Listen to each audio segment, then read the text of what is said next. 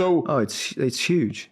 It's huge. It's huge pressure. It's a bit of a madhouse, Barcelona, in many ways. The way it's run and everything, the expectation levels. It's an incredible club, enormous, and in terms of your private life, they leave you alone, unlike they did here when I played. But the demands of the press. They had 2 newspapers, right? Daily newspapers, just about the football club. El Mundo Deportivo and Esport. And those 2 papers covered pretty much the first 40 pages every single day were about Barcelona. So you can imagine, I mean, you get nothing like that here. The expectation is incredible, and you need to do well. And I remember I went with Mark Hughes at the time, and I got off to a good start. And Mark struggled, but Mark was a lot younger than me. I was sort of 25. Mark was only 21, I think. And he didn't get off to a good start, and the crowd got on his back, and he found it really difficult to deal with.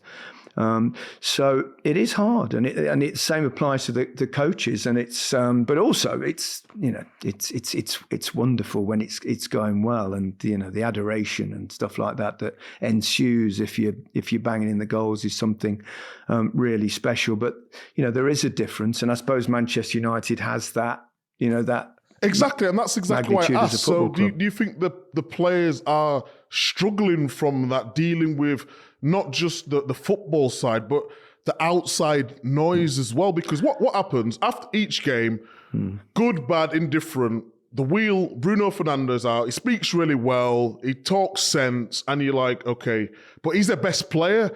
But all the other players, I don't want to say that they're hiding, but it seems to me like they can't deal with the pressures that come with being a Man United player. He's taken on a huge job, and clearly he knows that they're nowhere near good enough. And it's not his fault that the recruitment has been so poor as Amorim. So but he has taken it on. He does have to deal with that, and he does have to make the club better in every aspect that he can.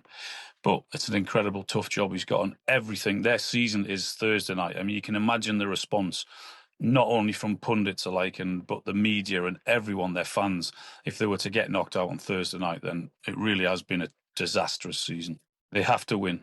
If you want to be a top player, you have to deal with, the mental pressures. Yeah, but they're lacking in those top players. That's why the position they're in, Gary. That was the point I was about to make, Alan. It's ultimately about recruitment. You've got to find the right players to get in the right slots. And he's